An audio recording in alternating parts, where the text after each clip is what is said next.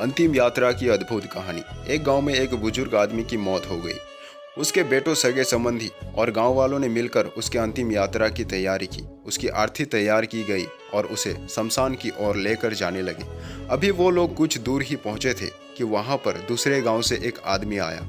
उसने उस आर्थी को लेकर जा रहे 4 आदमियों में से एक का पैर पकड़ लिया और सबसे कहने लगा कि यह आदमी जो मर चुका है, उसने मुझसे 20 लाख रुपये उधार लिए थे और जब तक मुझे पैसे वापस नहीं मिल जाते मैं आर्थी को आगे नहीं जाने दूंगा। मृत व्यक्ति की बेटों ने उस आदमी से कहा कि पिताजी ने कभी इस कर्जे के बारे में हमसे जिक्र नहीं किया, इसलिए हम तो यो कर्जा नहीं देने वाले। जब बेटों ने ही मना कर दिया तो उस मृत व्यक्ति के भाइयों ने भी कहा कि जब बेटे ही मना कर रहे हैं तो हम भी इस कर्जे की जिम्मेदारी नहीं लेने वाले हैं। शमशान यात्रा में शामिल कोई भी आदमी पैसे देने के लिए राजी नहीं हुआ। दूसरे गांव से आए उस आदमी ने आर्थी को आगे भी नहीं जाने दिया जब तक कि इस घटना की खबर घर की महिलाओं तक ना पहुंच गई। मरे हुए आदमी की एक बेटी थी।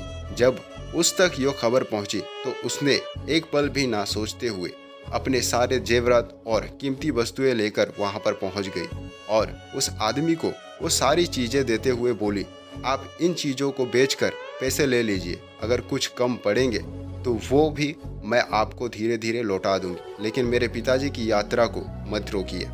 इस घटना को देखकर सारे गांव वाले दंग थे।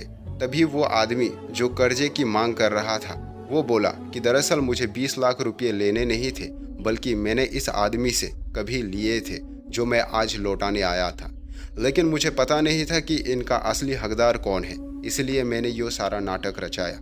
मैं जान चुका हूँ कि मरे हुए आदमी का सच्चा हितैषी ना उसके बेटे है ना उसका भाई, बल्कि उसकी बेटी है। इसलिए ये सारे पैसे मैं उसके हवाले करता हूँ और अपने कर्जे से मुक्त होता हूँ।